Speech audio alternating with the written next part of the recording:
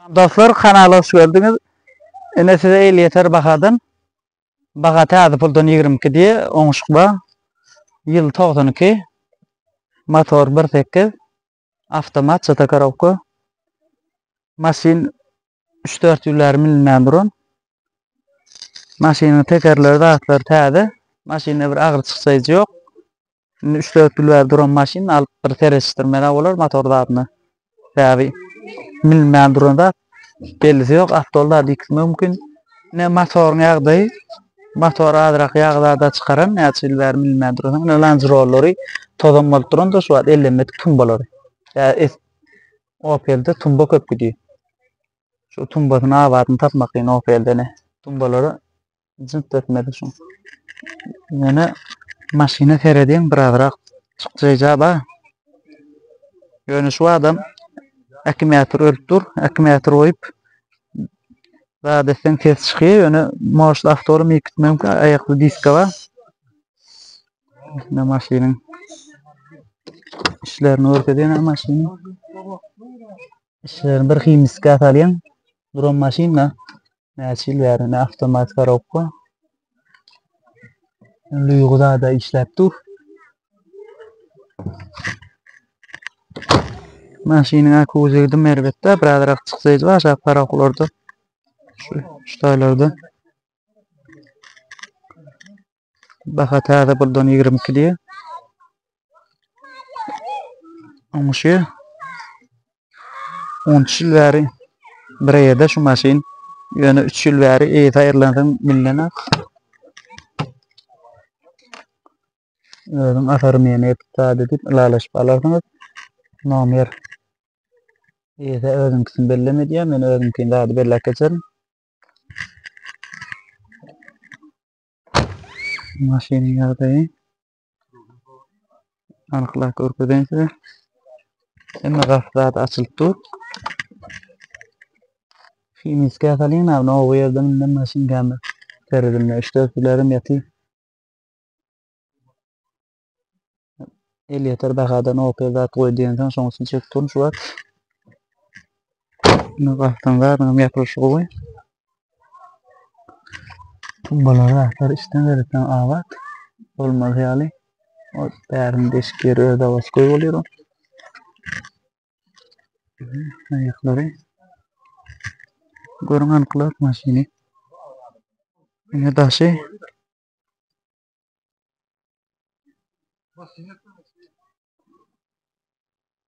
Maşini yağda yürütler. Ay näçil maşin mi? Şu an Opel'in avatını tapmak yine. Şimdi bagajın keçeti var. Ne de pasadan tezim tek koy. Kalonkalar rahatları yerine. Maşinle bir ağır çıksayacağı yok.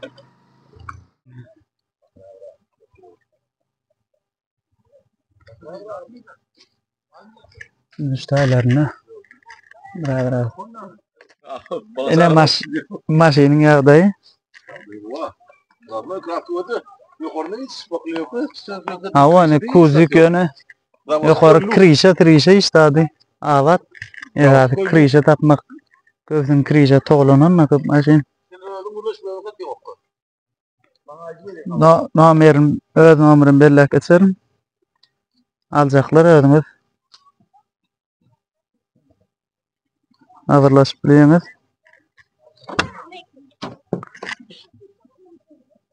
Maşinin yeni rayta için anıqlak korkudun size. Motor 1.8 avtomat karavka zıtı.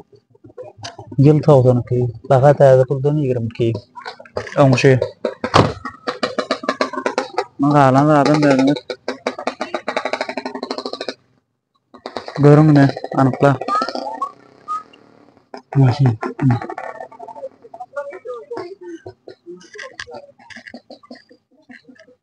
Bir motorun başlı. Fuluji. Fekan motorları mədərə 100 milyon var şu. Ondan sonra maşin başqa da. Qışına вообще o. PSC mi da işləb bu maşinni.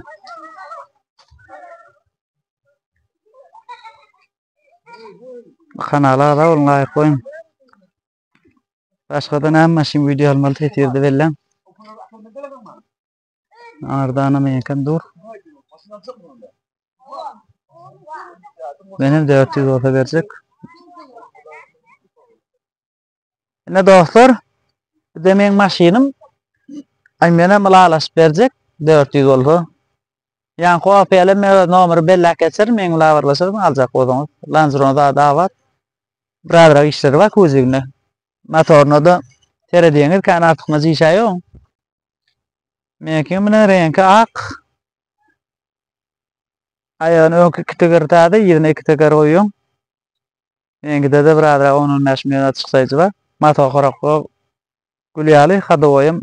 Geçtim iki tıkır gerek. Bir bradra koyuyor verim teretsek diyelim. Onun meşi var ya. Kan maşina artık mazı çıksaydı yok. Görün mü? Ağır kapağında adım mazı korkudayım. Yani motorda adı yağda atkem etmiyor. Ne motoru? Maşinin bir kalar var. Kırgoy bir ka maşin. Hem yer bir ka var.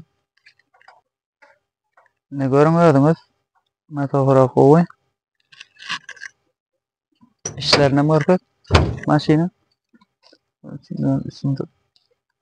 İşleri maşinin yağda kimis kadar da salayım.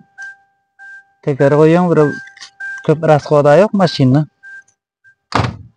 Sürpüyorum. Bana diğer ursuk yok. Bakada gelse satarım doğrusu. Zaten yankı Opel sürülmeyen dur da 3 yıl verin. Son için satıp verdik de ağam oğlum da. Bakadın lalasını da alarım ama sonra etap alt satarlara gerek da. Alıp bir 10-15 milyon raskoda diyorum Opel'e. Sonra 150 milyon daha götürüyor da. Matokara kovu da. Biraz yağ aktırtıran var ama olsa 40 latka tanlik zatlarını koşturuyoruz. Kuziga da bir 10 milyon tutuyorum. Kalanım görüyorum kanallarda onun layık koyun. Aşağıda belli kesin ne videolar verir. Edip olsa maşin mağarlarım videolarım gelir. Görüyorsun ki materyal yok. Traktör gerektiğini traktörda adam çekerim.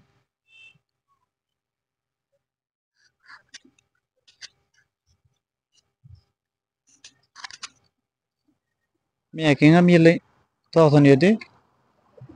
Taze pardon. 80 mi oluyor da 400. Dolarda da 4100 olsa verecek şunu. Görün halatınız. Mega kendi rusulga yok maşinin. 350 oluyor mu? 300 oluyor mu? Ya da oturma, zaman oturma. İnsan kulağıdır şu. Ya kuzik o maşinler. İşleri anıklar görün.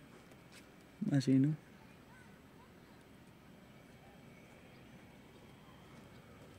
Rışnoy dedim mi zaten işletti o maşini.